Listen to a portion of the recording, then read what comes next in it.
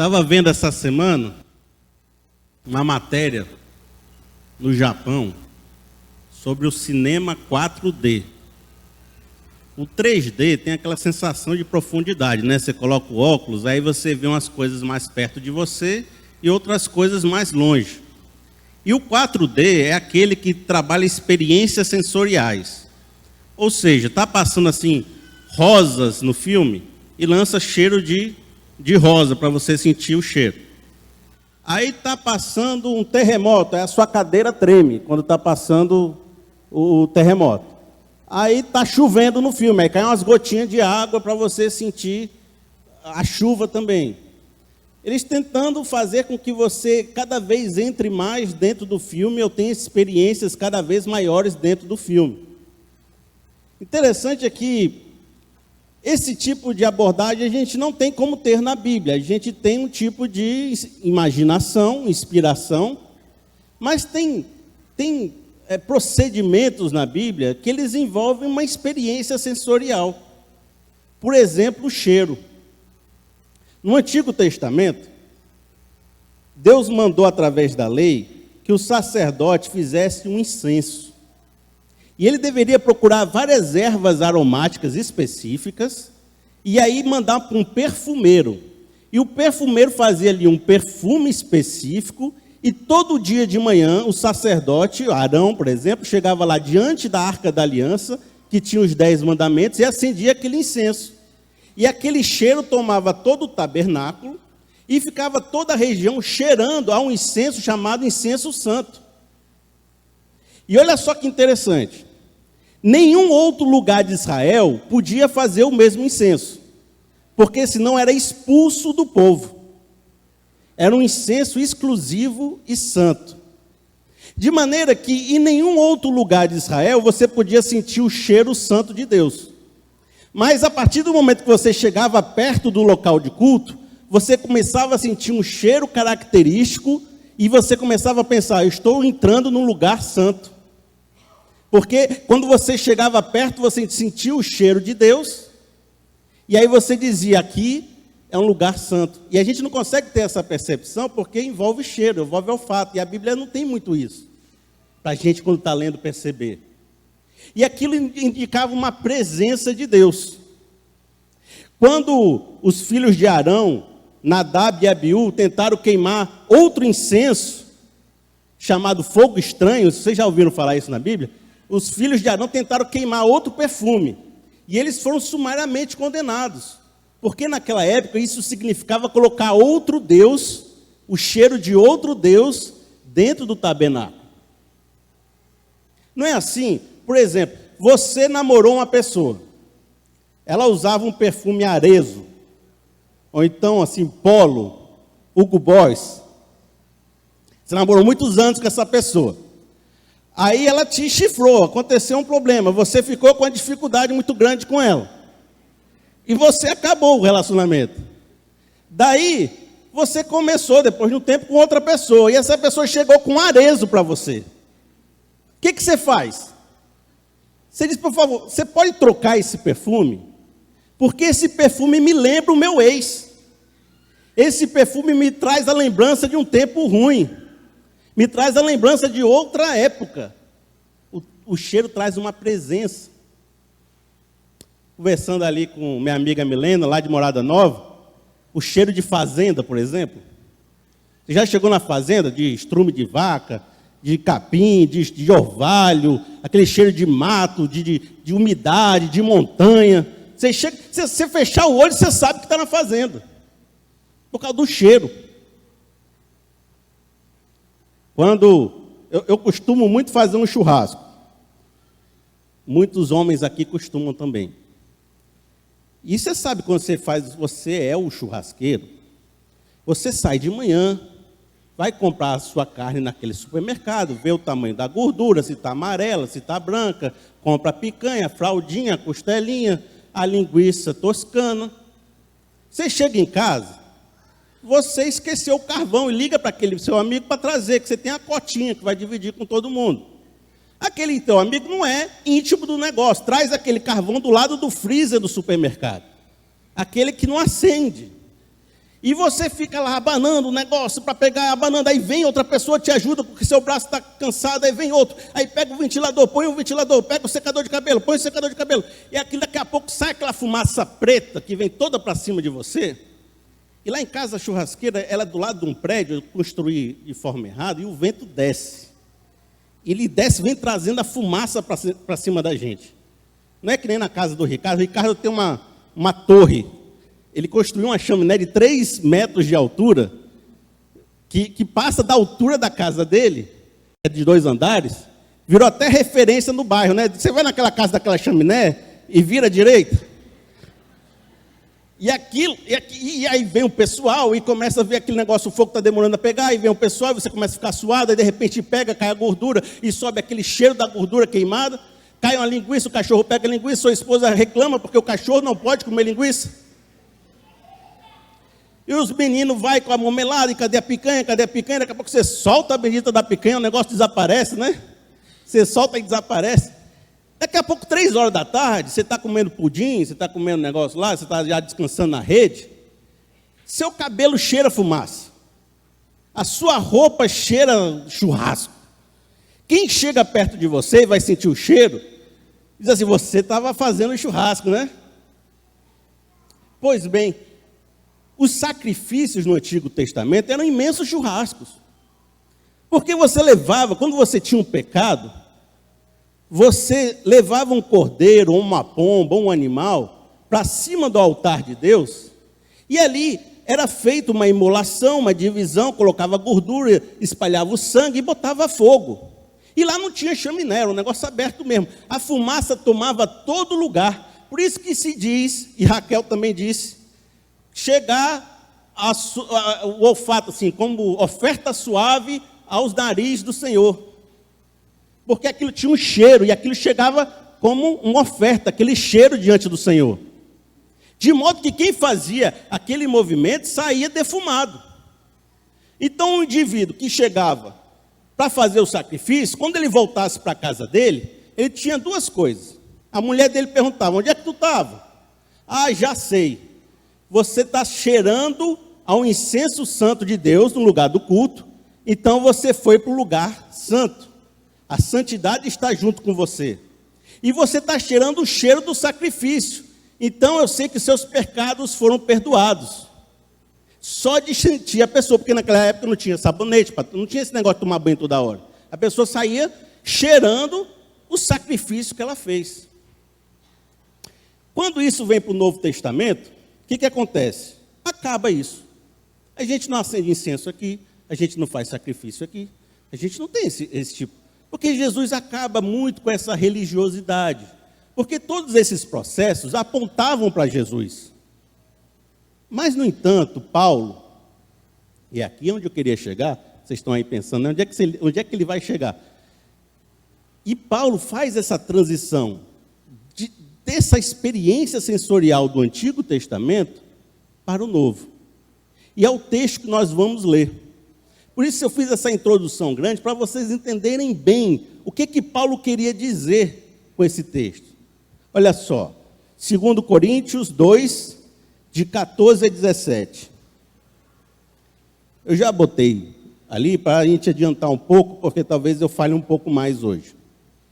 Mas graças a Deus, que sempre nos conduz vitoriosamente em Cristo, e por nosso intermédio exala em todo lugar a fragrância do seu conhecimento. Porque para Deus somos o aroma de Cristo entre os que estão sendo salvos e os que estão perecendo. Para estes somos cheiro de morte, para aqueles fragrância de vida. Mas quem está capacitado para tanto? Ao contrário de muitos, não negociamos a palavra de Deus visando lucro. Antes, em Cristo, falamos diante de Deus com sinceridade, como homens enviados por Deus. Então, Paulo, um fariseu, muito acostumado com o sistema de culto e com essa questão dos cheiros, ele começa a dizer que nós somos agora esse aroma de Cristo, que agora de nós exala a fragrância do conhecimento de Deus. Perceberam? Ele está fazendo uma transição do processo de culto do Antigo Testamento para o Novo. E não tem isso. Tem pessoas que são tão envolvidas com o Evangelho, estão tão envolvidas no relacionamento com Deus, tão próximas a Deus, que a presença dela exala-se um pouco de Deus. Que as pessoas às vezes chegam no ambiente e você diz, esse homem tem algo diferente. Deus está com essa pessoa. Talvez seja o que, como normalmente, a gente esteja chamando de unção. Tem muito lugar que diz assim, fulano é ungido. Aquele pastor tem a unção. Aquela cantora é ungida de Deus. Aquela fulana é ungida. Por quê? Porque as pessoas estão tentando traduzir esse sentimento de que quando vê alguém que tem a presença de Deus, diz assim, essa pessoa tem a presença de Deus, ela é ungido. Unção não é bem isso, tá? Pois todos nós somos ungidos para a salvação. Todos nós temos unção. Quando a gente pode ler esse texto, a gente pode pensar assim, a fragrância do conhecimento de Deus. É a pessoa que sabe muito a Bíblia. É a pessoa que sabe versículo decorado, é a pessoa que sabe as vírgulas, que numa discussão puxa 5 versículos para você, que copia aqueles textão enorme no Face. É a pessoa que sabe discutir. Não. Quantas pessoas vocês já viram que sabem muito a Bíblia, mas tem um coração vazio? Que sobe para pregar, mas tem uma vida toda detonada. Que está com a boca cheia de Deus, mas o coração lá cheio de mundo. Não tem? Não é o fariseu, que bonito por fora e por dentro é podre? Não, é gente que tem vida de oração, comunhão, que anda com Deus, que conhece Deus, que na hora do aperreio segurou em Deus, que na hora da bonança agradeceu a Deus, que está dando dízimo porque é agradecido a Deus, não para trocar alguma coisa, porque é uma pessoa que tem esse íntimo relacionamento com Ele. Quando a gente vê uma pessoa assim, a gente diz, esse cara conhece Deus, esse cara tem um relacionamento, Deus não é mentira para esse cara, a verdade no que ele fala. A segunda característica, você vai observar aí, que ele diz assim, para uns, cheiro de vida, para outros, cheiro de morte. A presença de Deus na vida de uma pessoa com um relacionamento bom, íntimo com Deus, ela transparece também uma linguagem e uma presença profética. Por quê? Porque nós somos o Evangelho vivo. E nós exalamos essa palavra profética. E a palavra profética, ora, ela salva, ora, ela condena. A mesma palavra. Ora ela chega para salvar, e ora ela chega para condenar. Porque a palavra de Deus é mais afiada do que qualquer espada de 2 gumes, né? Ela penetra a ponto de dividir corpo e alma, juntas e medulas, e ela julga os pensamentos e as intenções do coração. E quando a gente interpreta essa espada de 2 gumes, olhando a situação profética, é isso. É que a palavra de Deus causa na pessoa um discernimento de coração.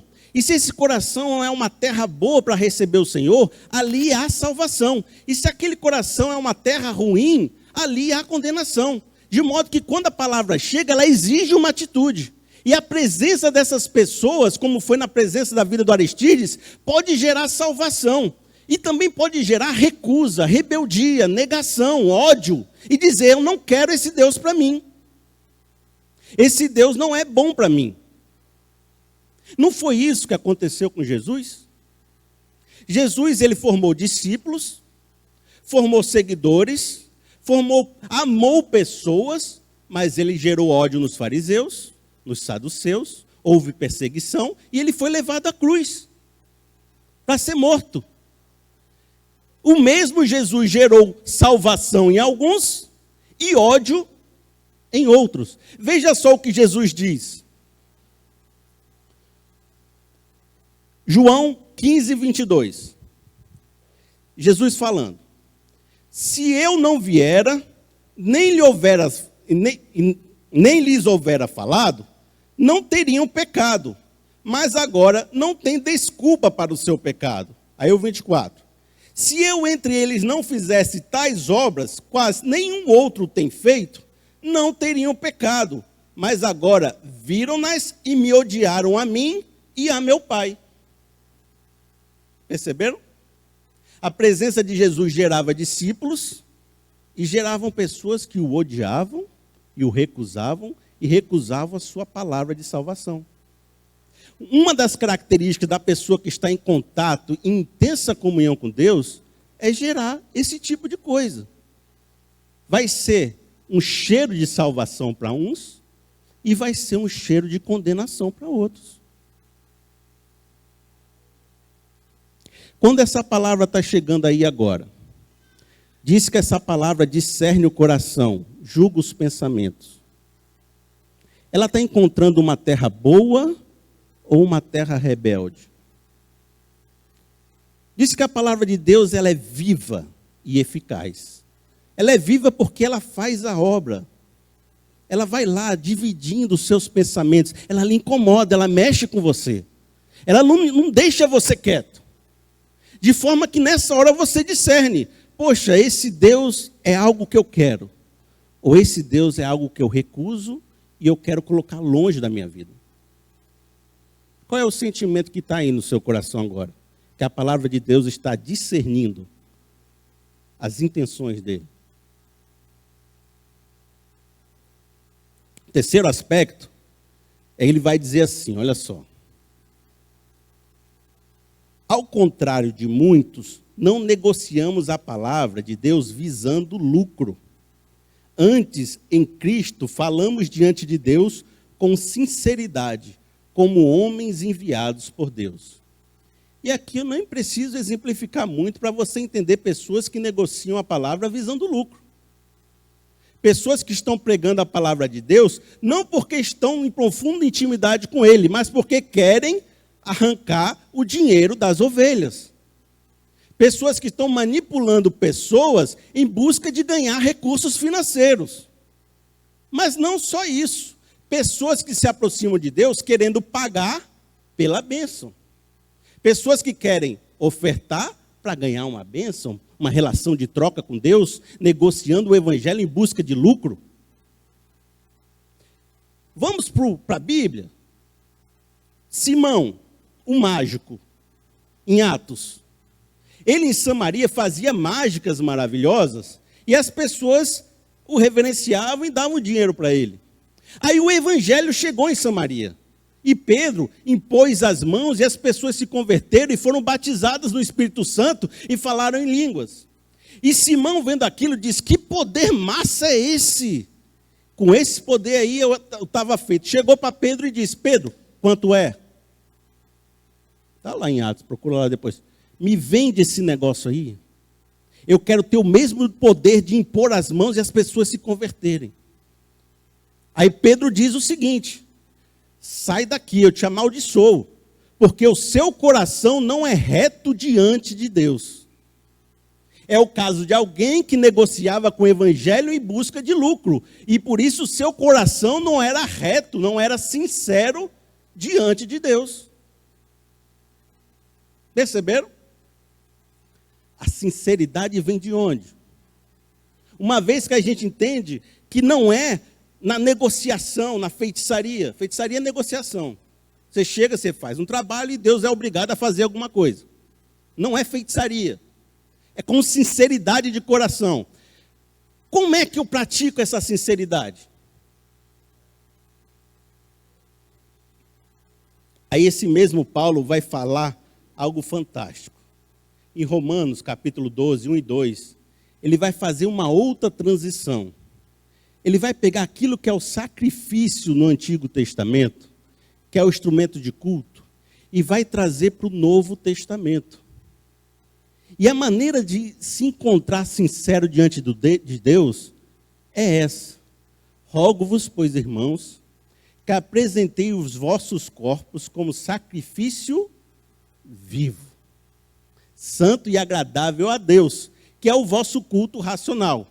E transformai-vos pela renovação da vossa mente, para que experimenteis a boa e perfeita vontade de Deus. Veja bem, aquele sacrifício que gerava aquela fumaça no Antigo Testamento, que era agradável ao Senhor, Paulo leva para o Novo e diz assim: agora não precisamos mais fazer um sacrifício de morte, porque Cristo morreu por nós. Não é necessário mais sacrificar, mas nos apresentemos de forma viva, entregando nossa vida no altar de Deus, porque isso vai fazer a vontade de Deus e é o nosso culto racional acontecer. E aí então esse sacrifício que a nossa vida entrega ao Senhor vai exalar esse perfume, esse aroma de Cristo, essa fragrância do conhecimento de Deus com sinceridade e se entregar todo dia. Agora, só sacrifica quem entende que precisa sacrificar. Porque sacrificar vem de alguém que entende que é pecador. Você não sacrifica se você não é pecador. Você primeiro tem que se entender pecador para poder levar o seu sacrifício a Deus. Então eu me apresento a Deus dizendo: Senhor, eu não mereço, eu sou pecador, eu preciso desta graça de Deus. E o segundo aspecto é, uma vez que eu levo esse sacrifício, Paulo fala: transformai-vos pela renovação da vossa mente. Uma vez que eu entendo isso, que me sacrifico diante de Deus, eu tenho que agora transformar minha mente e viver uma nova realidade de vida. Porque aqueles que exalam a presença de Deus estão sendo transformados dia a dia, modificados, crescidos, mudados pela ação do Espírito Santo e por sua vontade também. Transformai-vos, façam uma ação a favor da sua transformação. Perceberam aqui?